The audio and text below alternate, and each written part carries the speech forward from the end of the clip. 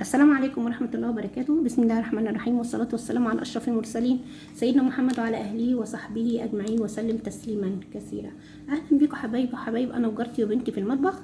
النهاردة هنعمل لكم البسكوت الماري بطريقة اقتصادية وسهل جدا وبينفع طبعا في الفطار، ومش هنتكلم كتير.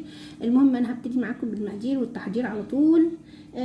بس اعملوا لنا لايك وشير وفعلوا الجرس وعشان يوصلكوا كل جديد مع ام اميره. هنبتدي دلوقتي بالمقادير. معانا 3 كوبايات دقيق منخول، معانا ربع كوبايه زيت، معانا معلقتين زبده. عايزين نستبدل الزبده نخليها كلها زيت مفيش مشكله. معانا نص كوبايه سكر بودر، معانا فانيليا، معانا بيكنج باودر، معانا حبايتين من البيض. وهنبتدي دلوقتي نركن. دلوقتي هنجيب الاول ناخد معلقه كبيره من البيكنج باودر نحطها على الدقيق اللي احنا نخلينه. اهم حاجه تنخلوه معلقه كبيره اهو. سبت بقيه الباكو تمام اهو. هنبتدي نركنهم بقى على جنب كده لحد ما نعمل اللي احنا بنعمله دلوقتي.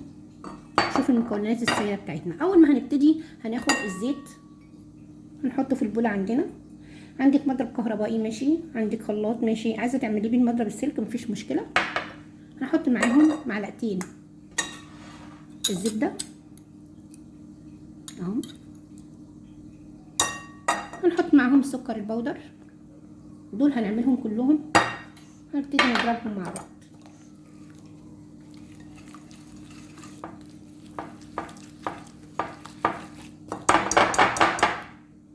اهو السمنه والسكر البودر والزيت مع بعض. نبتدي نحط البيضتين. بصي لونهم متغير ازاي، بقى لونهم كريمي. هنبتدي نحط البيضتين، ادي حبايه ودي التانيه، ادي حبايتين البيض. بعد ما حطينا حبايتين البيض هنحط عليهم الفانيليا، ادي الفانيليا نحطها عليهم ونبتدي نضرب تاني بالمضرب لحد ما يتجانسوا كلهم مع بعض. هنعمل بالمضرب دلوقتي.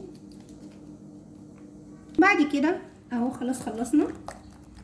بعد كده بنبتدي نجيب العجين هنعمله بايدينا. هنحط يا جماعه مش هنحط ال3 كوبايات، هننقص ربع عشان حسب الدقيق اللي عندنا اما نشوف هيحتاج الربع ولا لا. اهو بالطريقه دي هنبتدي نلم العجينه لم بايدينا. احنا مش هنعجنها، مش محتاج ان هو عجن، حكايه لم بس مش عجن. هنبتدي ان احنا نلم العجينه بايدينا كده اهو بالطريقه دي.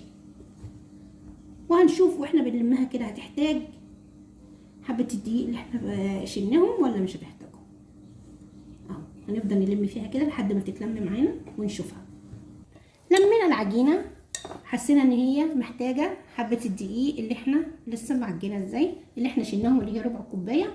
هنبتدي نحطهم عليها ونلمها تاني عشان نظبط القوام بتاع العجينه. هنبتدي نلمها تاني كده عشان نشوف هتبقى عامله ازاي. لمينا العجينه الحمد لله اهي اتلمت معانا، ما بقتش زي الاول، مسكت اهي.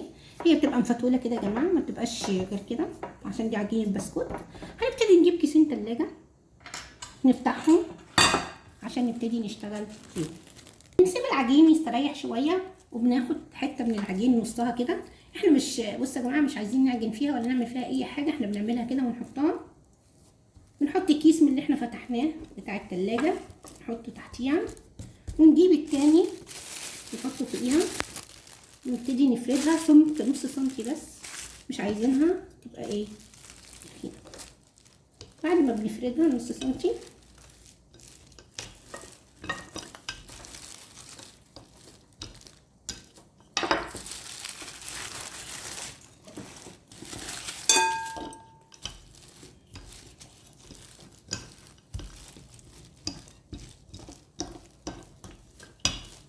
هنكون بقى جايبين الصاج. هنولع الفرنه دلوقتي عشان خاطر تلحق ايه تسخن، عشان لازم نحطه على فرنه سخنه، ما ينفعش يتحط على فرن بارده. بعد كده هنوريكم بنقطعه ازاي عشان هنحطه في الفرن. احنا كده فردناها اهي. هنبتدي نقطعها ونوريكم بتتعمل ازاي. بعد ما فردنا العجينه هنبتدي نجيب القطاعه بتاعتنا. انا عندي القطاعه دي قلت اجربها بس الحمد لله طلعت كويسه. مديه منظر كويس. هنبتدي نقطع العجين بتاعنا اهو بالطريقه دي.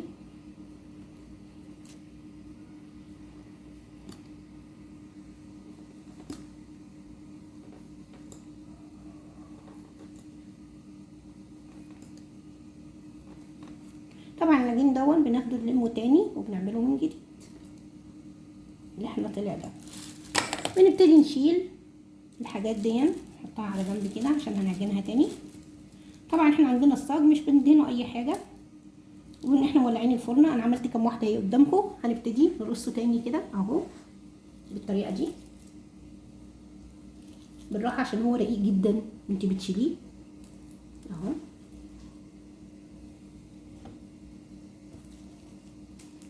بنجيب خله عندنا او بوشيش طاووق اللي هي الخله بتاعت شيش طاووق، نخرمه عشان يدينا نفس منظر بسكوت الماري اهو.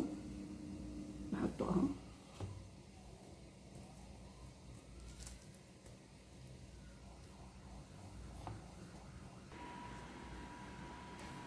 خدنا بقيه العجينه اللي فاضله ودينا بنكملها اهو معاكم